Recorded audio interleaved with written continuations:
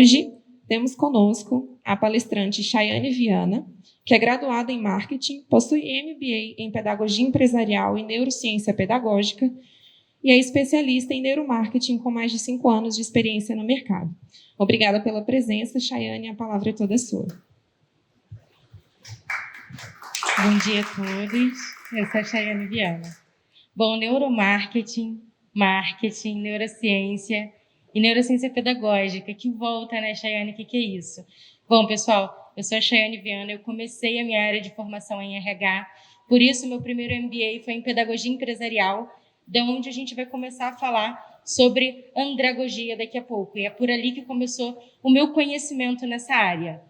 Quando eu fui fazer o meu MBA em Pedagogia Empresarial, eu mergulhei no universo de aprendizagem do adulto e isso me chamou a atenção, abriu um leque gigantesco para mim sobre como o cérebro aprende, quais são os inputs necessários para que essa aprendizagem aconteça de maneira fisiológica e não só abstrata. E aí eu caí na neurociência pedagógica. Um pouquinho depois eu enveredei para a área do marketing e agora eu estou aqui para conversar com vocês. Bom, nosso tema de hoje é neurociência e andragogia. A andragogia é uma área do estudo da pedagogia que vai investigar como o adulto aprende. O adulto não aprende exatamente igual a criança aprende. A criança tem uma série de necessidades e particularidades que o cérebro adulto vai estar completamente modificado e as suas experiências e a sua vivência muito pessoal e até mesmo a sua fisiologia vai interferir diretamente nessa aprendizagem. E é olhando para essa perspectiva que a gente vai conseguir entender por que a arte de ensinar para adultos é muito mais a arte de entender esse adulto e conseguir inseri-lo no processo de aprendizagem, de maneira que não é o multiplicador que detém aquele conhecimento de maneira muito... ele tem o domínio sobre o conhecimento. Para o adulto, o ensino ele é muito mais uma colaboração entre todas as partes. Você precisa envolver o adulto e fazer com que ele entenda a motivação necessária para que ele consiga aprender. Vai ficar mais fácil daqui a pouco. Bom, e a neurociência? O que é neurociência? Todo mundo aqui já ouviu falar de neurociência? Já investigaram mais ou menos como é a questão do funcionamento cerebral? Todo mundo tem essa informação de o que são neurotransmissores, como o cérebro funciona? Todo mundo? Ou não? Fica tranquilo, gente. Parece um bicho de 7 cabeças, mas a gente vai fazer dar certo. No final, todo mundo vai conseguir entender. Bom, a neurociência, então, é uma ciência que vai estudar e investigar como é esse funcionamento do cérebro. O cérebro é o principal órgão que comanda todas as funções do nosso corpo, não só cognitivas, mas fisiológicas e todas as outras. Partindo desse princípio, a neurociência visa buscar e investigar como é esse funcionamento e como ele interfere na nossa vida e no nosso desenvolvimento. Para isso, hoje, nós vamos focar na neurociência cognitiva, que é como esse cérebro aprende, quais são os fatores, os inputs necessários para que essa aprendizagem ela se dê de maneira orgânica, fluida e, principalmente, efetiva. Bom, aprender, então, é uma ação muito sinérgica do organismo. Quando a gente fala sobre aprendizado, o cérebro, a gente não está falando especificamente de uma coisa que faz o cérebro aprender. Por exemplo, um PowerPoint você aprende lendo um texto. Não é exatamente assim que o cérebro aprende. Para o cérebro ele conseguir absorver uma informação e transformar essa informação em memória, sedimentar essa memória e transformá-la ela num conhecimento duradouro, existe uma série de fatores sinérgicos que estão acontecendo ao mesmo tempo.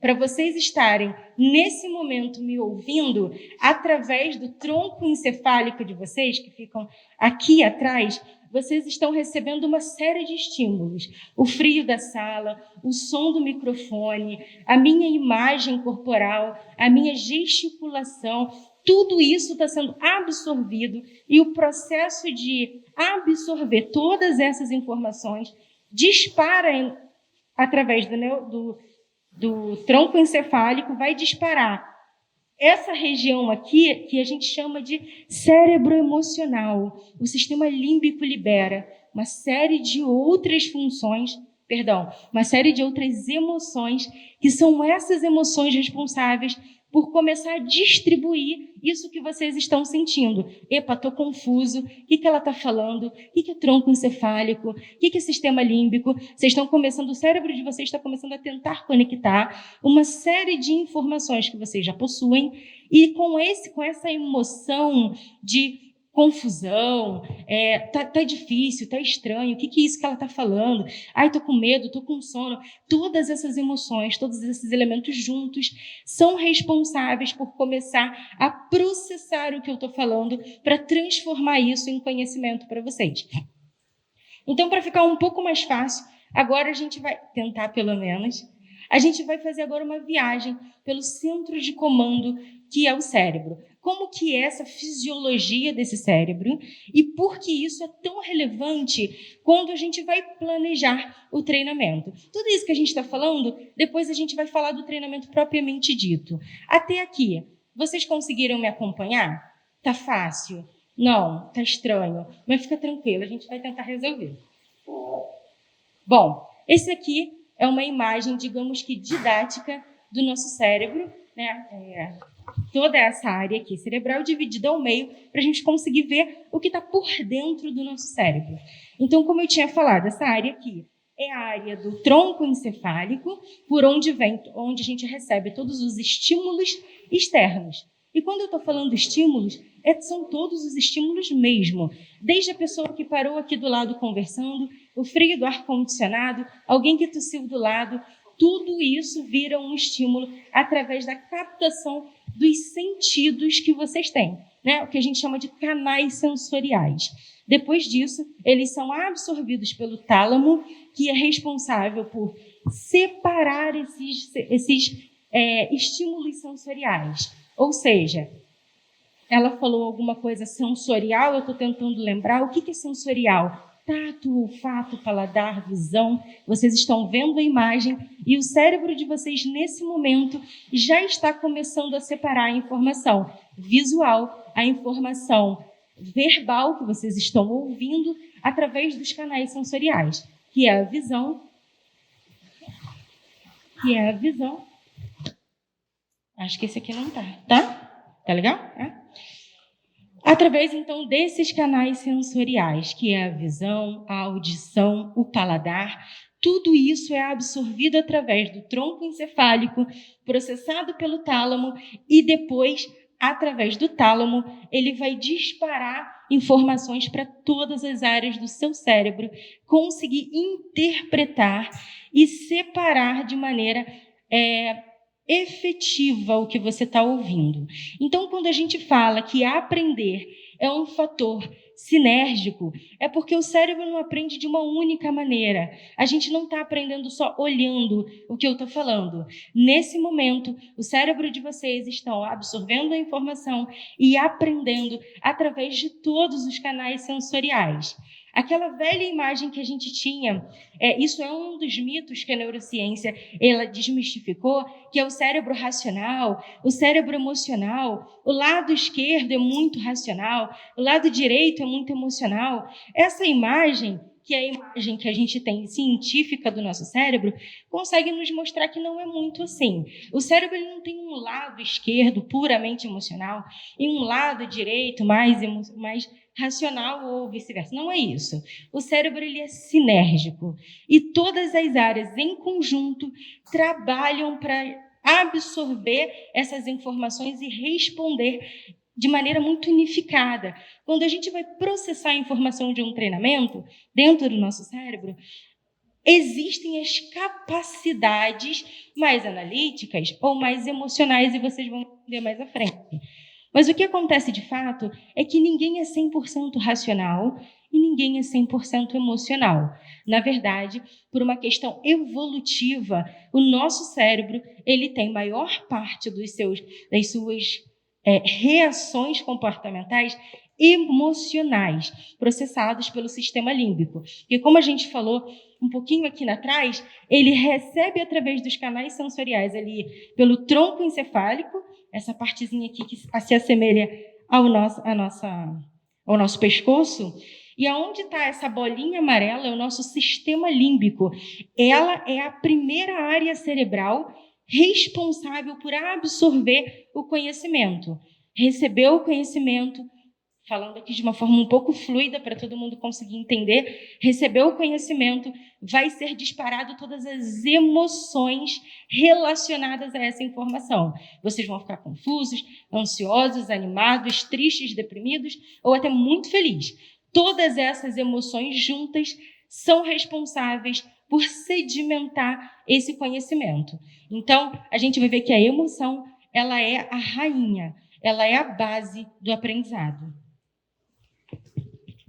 E é justamente isso que eu estou falando aqui, né? Então, a gente aprende através da cognição, ou seja, a gente aprende exercitando, a gente aprende lendo, a gente aprende escrevendo, mas a gente aprende muito mais quando a gente se emociona. E o que é se emocionar, Chay?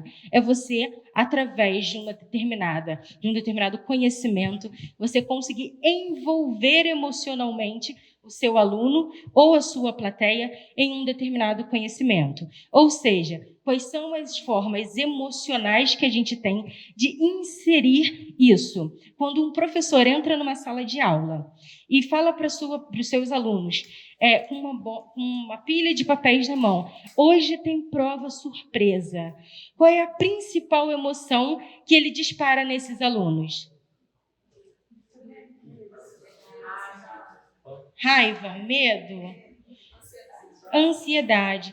Todos esses sentimentos e emoções, alguns falaram sentimentos, outros emoções, existe uma diferença didática entre os dois, mas todos esses são responsáveis por disparar nesse sistema límbico neurotransmissores. Vamos pensar aqui que é como se fossem hormôniozinhos que vai disparar o comportamento. Então, quando eu uso recursos que eu disparo no meu aluno, medo, ansiedade, nervoso, eu estou dizendo para o meu sistema emocional assim, trava, porque eu estou em perigo. E quando ele trava, ele não aprende. Então, no lugar de uma prova surpresa, quais são as formas que a gente consegue de abrir o nosso ambiente de ensino e falar assim, galera, hoje a gente vai fazer um fórum e a gente vai discutir. A gente vai fazer aqui um brainstorming, trazendo tudo que a gente já aprendeu aqui nessa palestra. E eu quero que vocês falem aí as primeiras coisas que vierem na cabeça. Quem se arrisca a começar a falar? Olha como mudou. Percebem como é diferente? Vocês sentiram medo? Ficou estranho? Ansiedade? Ficou estranho? Mas é um estranho que te paralisa? É justamente isso.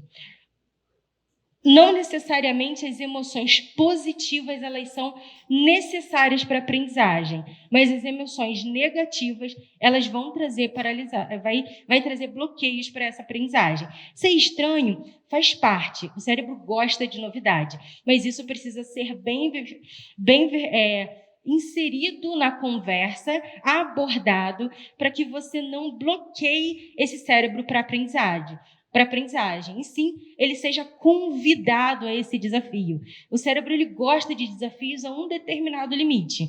Ao passar desse limite, quando ele começa a interpretar que o gasto energético para ele executar a função é maior do que ele habitualmente está, programado, aí ele já desmotiva. É aquele joguinho do celular, que você avança super motivado até uma fase. E chega uma fase que fica tão difícil que você fica com o quê? Com preguiça. Na verdade, nossa, já ficou, agora está difícil demais. Me deu preguiça. Porque você precisa ir gradativamente desafiando esse cérebro para que ele aprenda a lidar com novos desafios. Bom, então o que neurociência e andragogia tem a ver com essa história?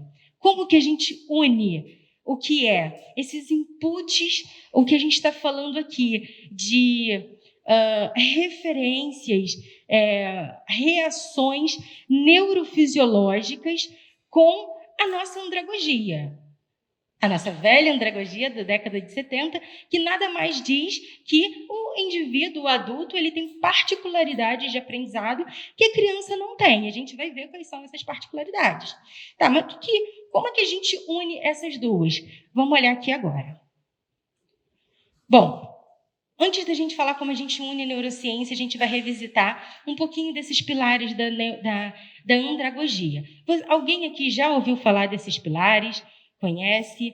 Não? Legal. Eles a gente vai passar de uma forma bem fluida, sempre fica bem mais legal quando não tem um monte de informação muito neurocientífica na história. Quando é muito neuro e dá um bloqueio, é estranho, foge do nosso senso comum e o cérebro tende a rejeitar num primeiro momento. Bom, os pilares da aprendizagem para o adulto são, primeiro, se faz sentir, faz sentido. O adulto, diferente da criança em certo ponto, para ele aprender, ele precisa saber qual é a necessidade daquela aprendizagem. Então, sempre que a gente for pensar num treinamento, numa reciclagem, num curso, num workshop para um adulto, não basta apenas colocá-lo numa sala e dizer todos precisam aprender hoje sobre neurociência. Vocês não vão aprender. É simples.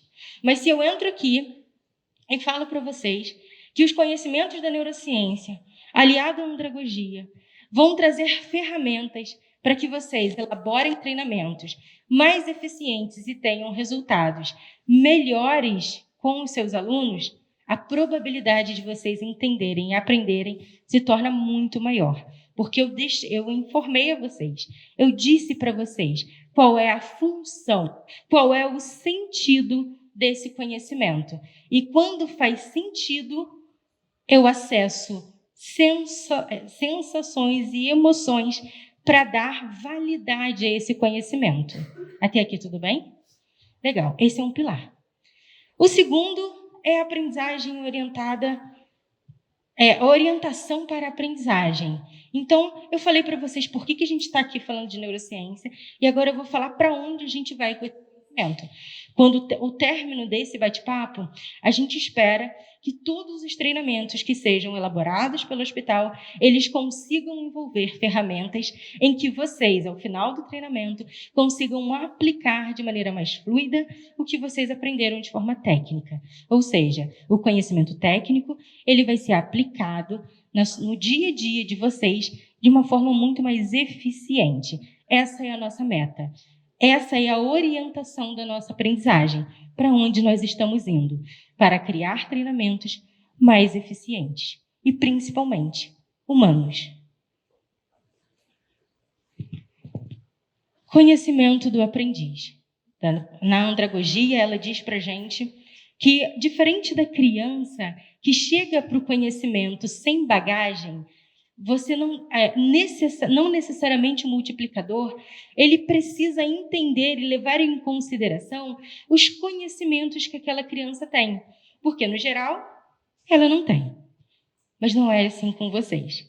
Quando eu vou falar aqui de andragogia e neurociência, muito com certeza vocês já ouviram falar uma série de coisas sobre isso. E tudo que vocês ouviram falar sobre isso são base, fundamentais para vocês aprenderem um pouco mais do que eu estiver falando. Porque a partir do momento que eu começar a falar, se eu considerar os conhecimentos que vocês trazem para mim previamente, todos eles serão linkados com as informações que eu trouxer. A partir do momento que eu começo a falar neurociência, eu falei essa pequena palavra e o seu cérebro ele já começou a fazer uma série de sinapses, tentando conectar tudo que você já ouviu falar sobre esse termo. E isso é fundamental na aprendizagem do adulto. Você não pode ignorar as experiências e o conhecimento que ele traz, mas principalmente abraçar essa bagagem e entender que ela, sim, é um processo fundamental para que ele continue avançando no seu processo de aprendizagem. Até aqui, ok? Eu estou preocupada, vocês estão com uma carinha muito séria. É sono? É frio? É a máscara, né? Ninguém gosta de usar máscara. O cérebro acostuma com tudo, quase tudo. Nós somos a espécie mais adaptada, né, do nosso planeta. Mas máscara, alguém aqui acostumou depois de quase 3 anos de pandemia? Gente, o que é isso? Desafia a neurociência esse negócio. Bom, o nosso quarto pilar é experiências. A experiência ela é fundamental para o aprendizado. Por quê? Porque enquanto a gente está aqui falando e essa pessoa estranha está andando de um lado para o outro, falando de um monte de coisa, eu não estou exercitando. A probabilidade de vocês sedimentarem maior parte do que eu estou falando na memória de longo prazo de vocês... Eita, falei um monte de coisa estranha. Depois vai fazer sentido. Mas a probabilidade de vocês conseguirem lembrar depois o que eu estou falando é menor. Para quem está ouvindo e escrevendo, aumenta alguns porcentos aí. Para quem depois levantar e vir aqui conversar comigo, já melhora um pouco mais. E para quem for usar esse conhecimento, conversar sobre, explorar as fronteiras desse conhecimento novo, aumenta muito mais. Então, quanto mais experienciar o conhecimento, maior é a chance de você conseguir sedimentar uma nova informação no seu cérebro. Ficou ruim? Então, tá bom. Motivação e aprendizagem. O adulto ele precisa saber para que ele está fazendo, por que ele está fazendo, como ele vai aplicar depois, mas mais que tudo isso, o que eu ganho com isso? Por uma questão muito simples, o cérebro ele é um órgão que está na nossa espécie há milhões de anos e, infelizmente, ele não é tão evoluído quanto a gente pensa.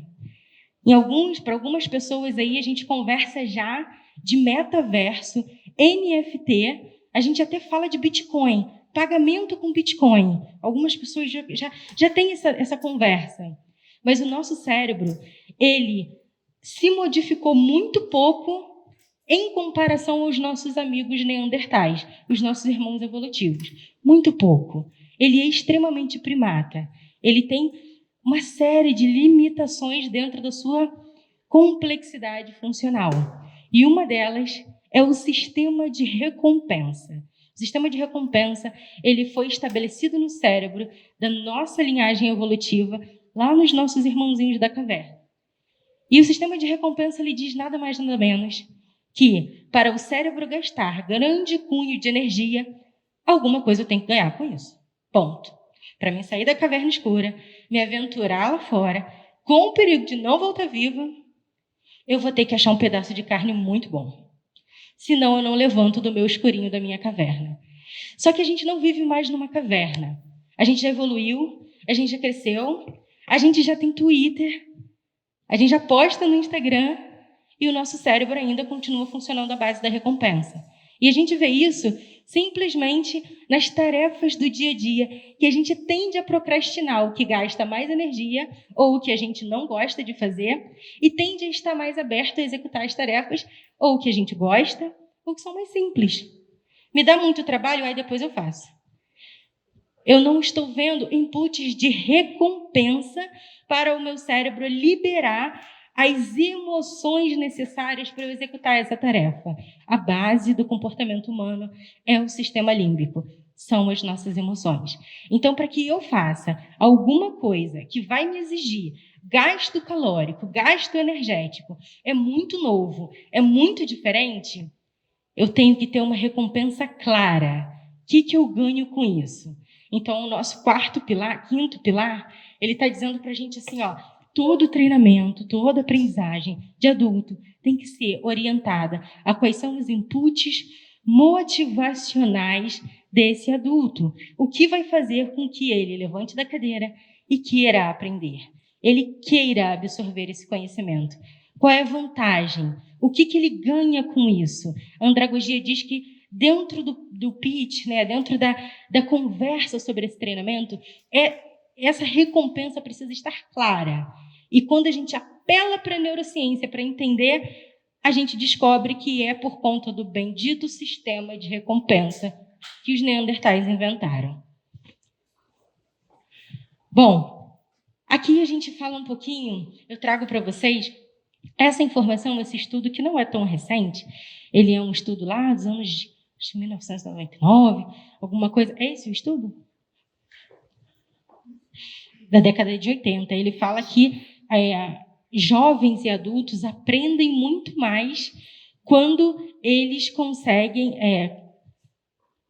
Não, na verdade, ele fala que jovens e adultos eles tendem a não lembrar do que eles aprenderam com o passar do tempo, se não exercitar. E é isso que a gente vai ver aqui no próximo slide. Essa pirâmide também é bem antiga, é do tempo da andragogia, e que ele separa a aprendizagem dessa maneira.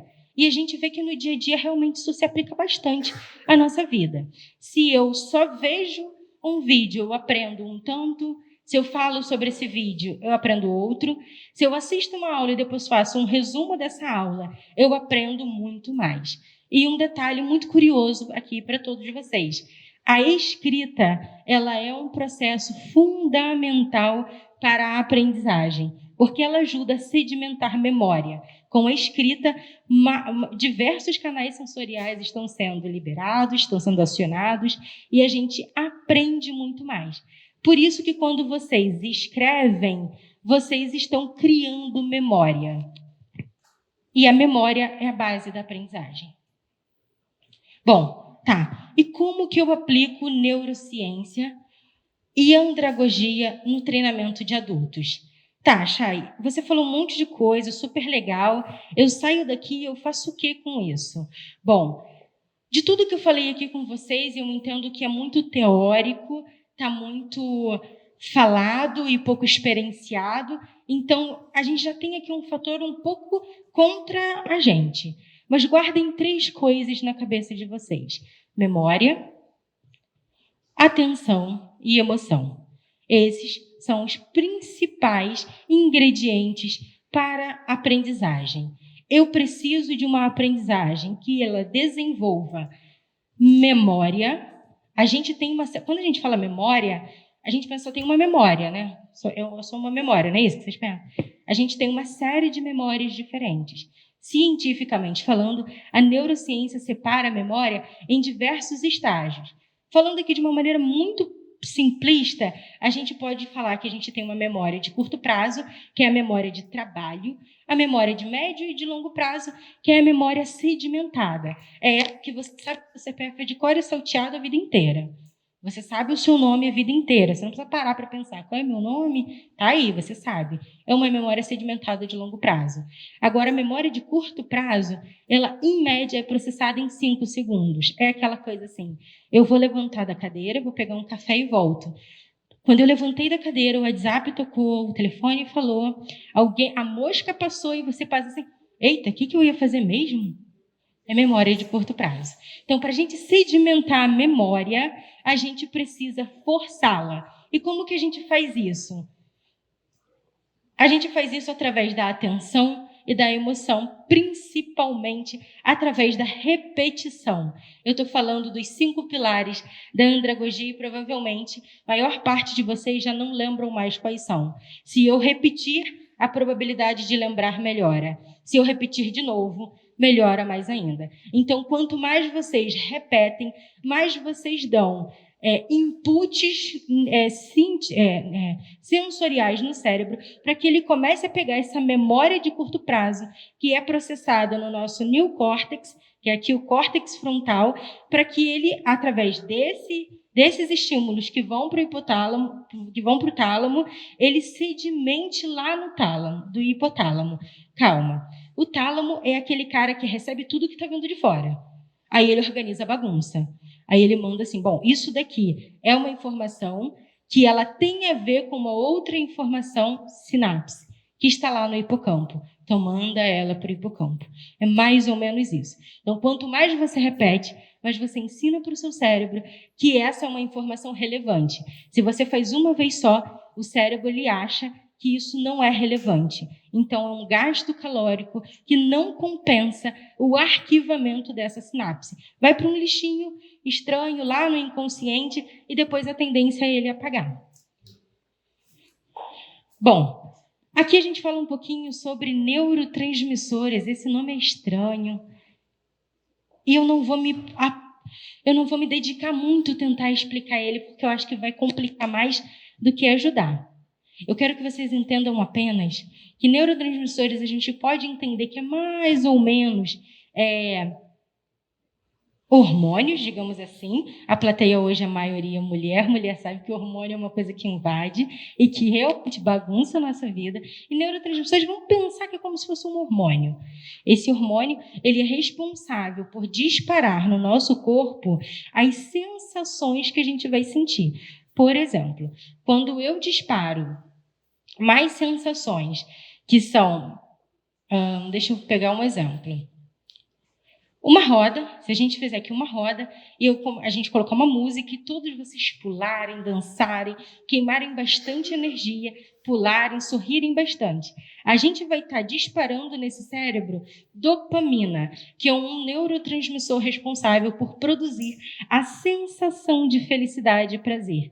Essa sensação de felicidade e prazer, aliada ao processo de aprendizagem, auxilia e potencializa esse aprendizado. Então, quando eu preciso fazer o meu aluno aprender alguma coisa, ao invés de torná-lo mais fadigante, algo que ele se sinta triste, ansioso, nervoso, como a gente viu no exemplo no início do bate-papo, nada dessas coisas auxiliam no processo. Neurotransmissores que são benéficos é a noradrenalina, que ela ajuda na concentração e no foco, a ocitocina, que é o hormônio da confiança, e a dopamina, que é o hormônio do prazer. Mas, Chay, como que eu faço isso? No geral, as principais pesquisas científicas nos dizem que processos de aprendizados aliados à gamificação são fundamentais para conseguirem disparar no nosso cérebro esses neurotransmissores. Mas por quê, Chay? Porque lembra que eu falei para vocês que a gente está postando no Instagram, algumas pessoas falam de metaverso, mas o nosso cérebro ele é ainda um pouquinho desatualizado. Ele parou no tempo. O nosso cérebro ele é extremamente, digamos assim, ele acredita em tudo que você fala. Tudo que você disser para o seu cérebro emocional, por uma questão evolutiva, ele vai acreditar que é verdade. Então, quando você insere o aluno no processo de aprendizagem, na gamificação, o cérebro ele começa a participar e experienciar daquela sensação como se tudo que ele estivesse vivendo fosse verdade absoluta. E todas as sensações que disparam neurotransmissores nesse organismo são responsáveis por fortalecer esse aprendizado. Alguém aqui já brincou de realidade virtual ou realidade aumentada? Vocês já tiveram alguma experiência da realidade aumentada ou virtual que fosse negativa? Eu já tive. Gente, minha sobrinha fez uma coisa comigo que, sinceramente, eu amo aquela menina, mas ela me traumatizou. Eu botei aquele óculos e ela me falou assim, Tia Chay, a gente vai brincar de pular prédios. Na realidade virtual, você vê, e é verdade, o seu cérebro, ele não distingue entre realidade e ilusão, não o cérebro emocional. Quem faz isso é o nosso neocórtex, é essa área frontal aqui da nossa cabeça, e ele é responsável pelas nossas funções de raciocínio lógico, entender pelo certo e errado, as limitações sociais, o que pode, o que não pode. É o neocórtex que faz isso. Só que esse amiguinho aqui, ele é o irmão mais novo do cérebro. Tá? Se o cérebro inteiro a gente separar em irmãos, o neocórtex é o irmão mais novo. Na nossa cadeia evolutiva, ele é a área cerebral mais recentemente desenvolvida na espécie humana. O cérebro que nos acompanha na maior parte da nossa evolução humana é o cérebro emocional. E é por isso que ele tem a maior força na demanda da ordem do nosso comportamento. Por exemplo, alguém chegou aqui e me chutou. O meu cérebro emocional ele vai ter uma força muito grande para responder a esse chute. O meu córtex frontal, ele vai dizer assim, não pode xingar o amiguinho, não, isso não está liberado mais. A gente não vive na caverna. Só que dependendo do quanto eu desenvolva o meu senso analítico racional, isso vai ser mais lento e eu vou xingar e depois eu vou me arrepender. É, no geral, isso que acontece. Mas aí eu estava lá na realidade virtual, lembra que eu falei? E aí o meu cérebro, caramba, ele não é muito esperto como ele pensa sempre. Por isso que storytelling é uma coisa que funciona tanto. A gente ama storytelling. Porque a gente chora vendo comercial de margarina. Por quê? Porque o cérebro acredita que aquilo é verdade. Ele não sabe que aquilo é uma propaganda. O neocórtex não envia as informações tão ligeiras assim para o nosso cérebro emocional. E aí a gente chora. E aí eu estava com óculos e eu me via no alto de um prédio de não sei quantos mil andares. Eu comecei a chorar, me tremer e gritar. E a menina de 6 anos na minha frente falando, Tia Chay, o que está acontecendo?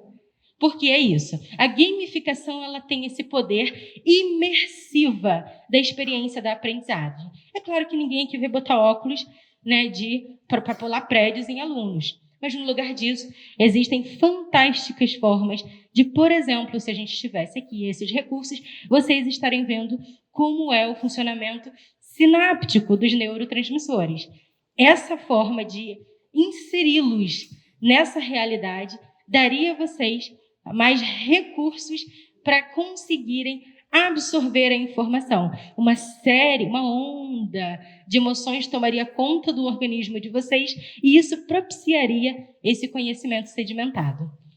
Até aqui foi?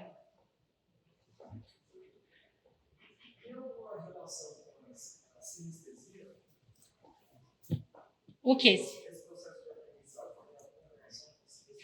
O que você chama de sinestesia?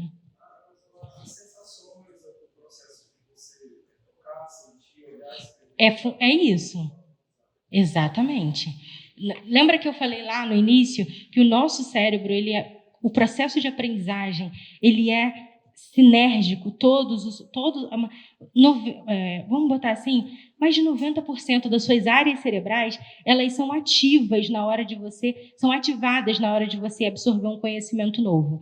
Quando isso acontece, todos os canais sensoriais entram em ação, todos eles. E todos eles, em conjuntos, trabalham para organizar a informação que você está recebendo. E uma vez que essas áreas do cérebro entram em ação, o córtex frontal, a área laboral, a área de conhecimento mais racional, a área de desenvolvimento emocional, todos eles em conjunto são responsáveis para, no final, gerar o que a gente vai chamar de, uma memória nova nasceu. Respondeu? Pergunta. Eu tinha um professor da escola que falava assim para mim, você vai ter que estudar na sala, assistir a aula, vai ter que estudar depois da aula, antes de dormir, no mesmo dia. Que parte entra o sono, os processos de aprendizagem? Fundamental. O sono ele é fundamental para a aprendizagem. Por quê? Porque é no momento do sono que todas as memórias absorvidas ao longo do dia, elas são catalogadas e são sedimentadas no hipocampo.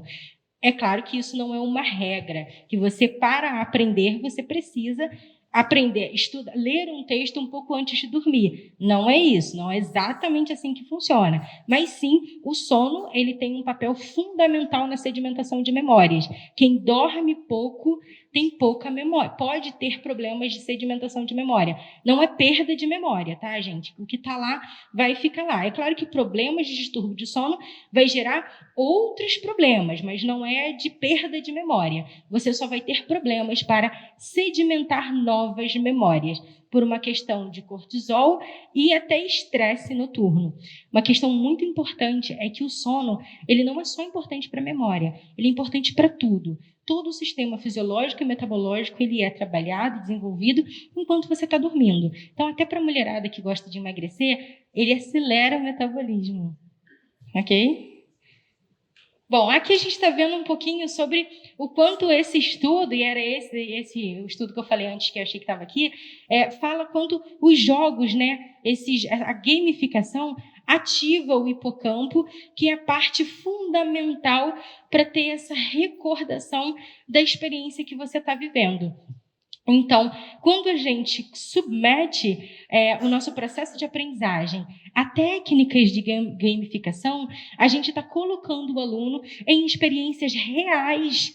E essas reais, entre aspas, mas o cérebro ele acha que isso é real, e porque ele acha que ele é real, ele dispara e inunda o seu cérebro com neurotransmissores que vão ajudar na concentração, no foco, no prazer, na ocitocina, que foi aquilo que a gente viu antes. Como está meu tempo?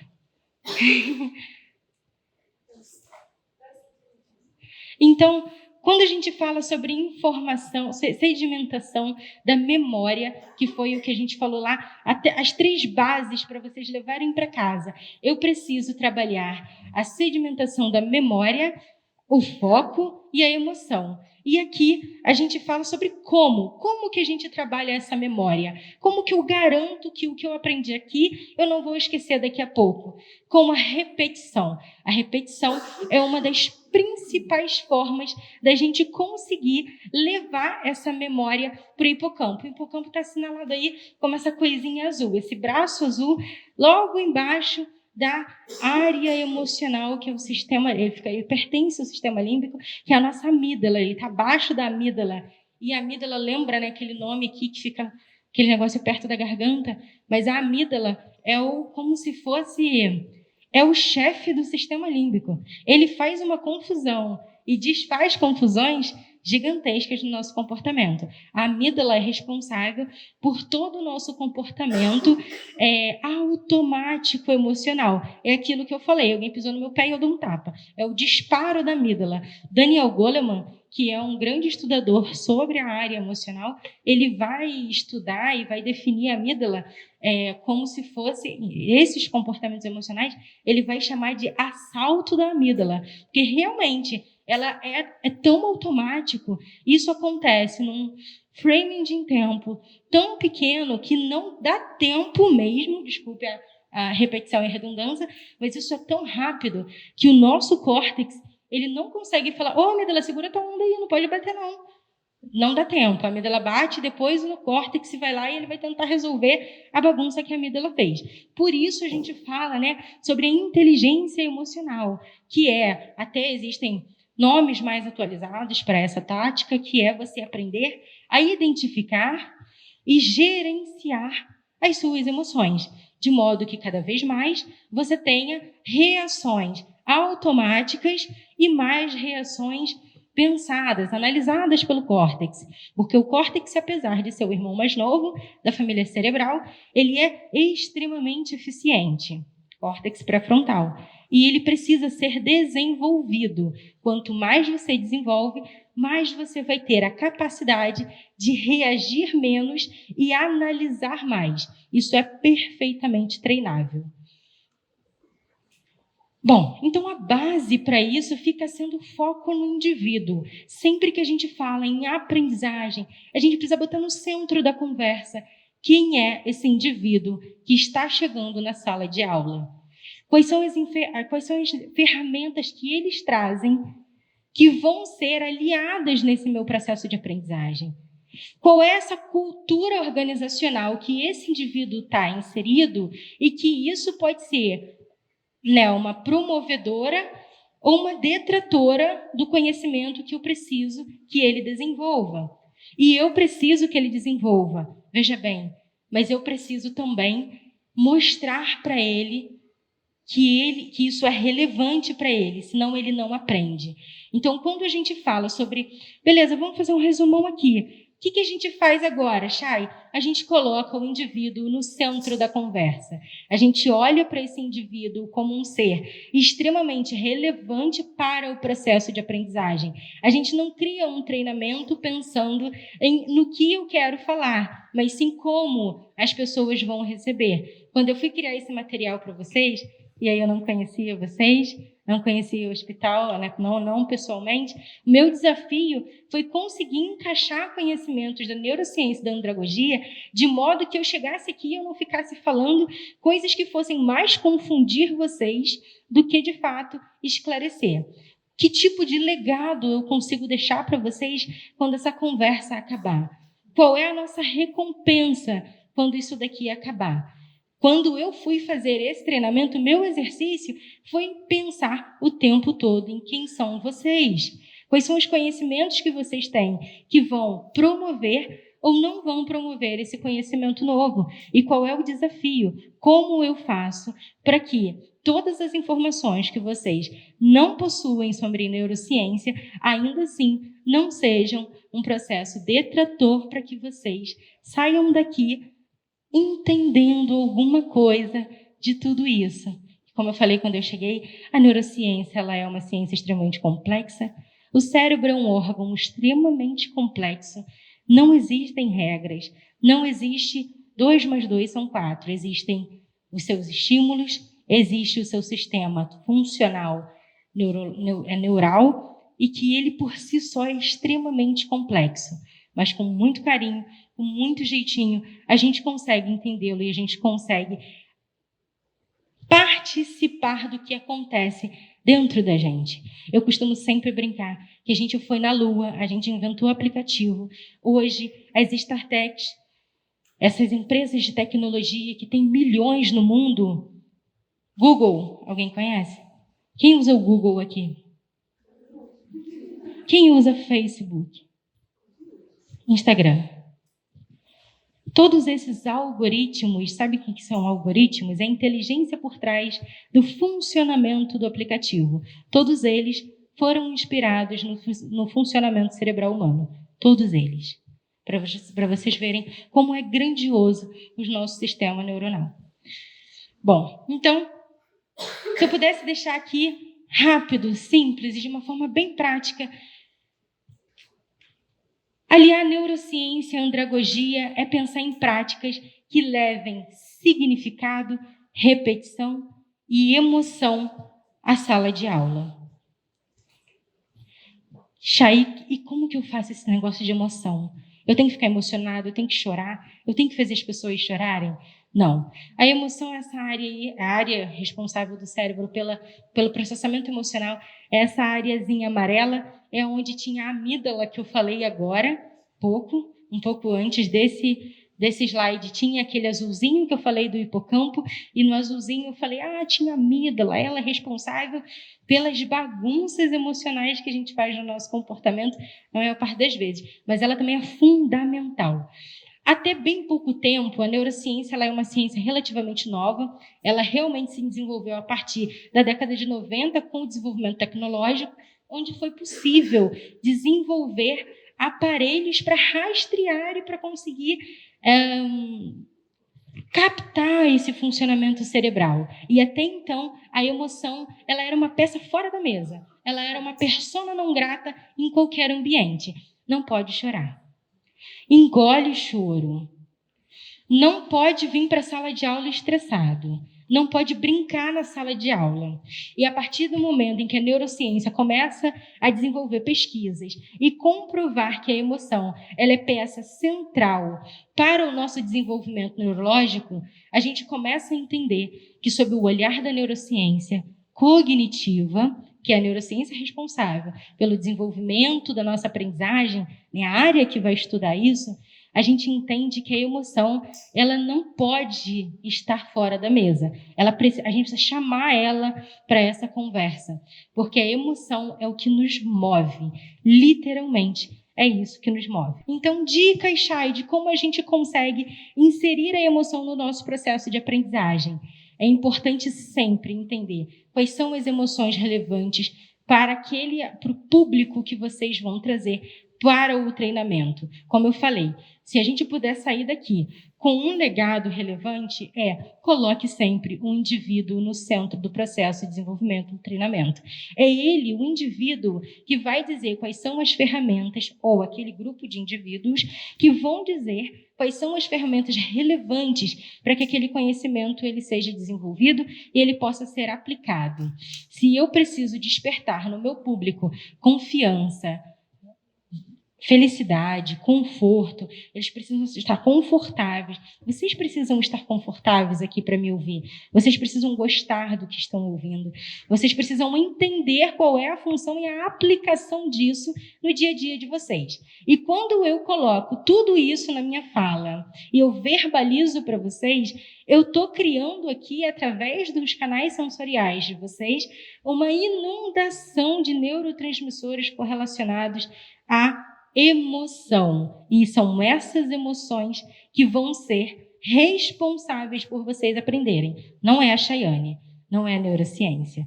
São as emoções que cada um de vocês trazem. E quando eu começo a falar, e quando eu começo a mostrar para vocês esses conhecimentos, vocês começam a conectar, e essas conexões geram em vocês essas emoções. Para isso, o ambiente ele precisa ser um ambiente seguro, respeitoso e aberto, para que as pessoas se sintam livres. Não livres no sentido de a gente pode quebrar cadeira. Também, né, nosso sistema límbico entendeu que não pode quebrar cadeira já. Mas é livres no sentido de não tá tudo bem, não estou entendendo. A gente precisa ter essa abertura. E é na abordagem do conteúdo que a gente consegue desenvolver. Bom, isso foi a nossa conversa sobre neurociência aplicada à andragogia. Sei que é um pouco corrido, sei que é um pouco complexo. Eu fico aqui agora para responder todas as perguntas. Nesse último slide também tem um pouquinho dos meus canais, meu LinkedIn, meu Instagram, e vocês podem me acionar sempre que precisarem. Obviamente, esse é um bate-papo provocativo. Em uma hora ninguém ensina neurociência, em uma hora ninguém aprende neurociência. Mas a gente consegue aqui startar e trazer elementos de curiosidade para que o cérebro de vocês comecem a conectar e comece a se aventurar. A partir daqui, para vocês aprenderem mais, para vocês entenderem, para que essa seja uma informação sedimentada, a gente precisa repetir. Então vão para o Google, vão para o YouTube, repitam, repitam e repitam, porque certamente vocês aprenderão. Bom, pessoal, então eu agradeço profundamente a atenção de vocês. Espero ter colaborado, espero que alguma coisa fique e, sem sombra de dúvida, que esse legado seja relevante para o trabalho maravilhoso que vocês desenvolvem aqui.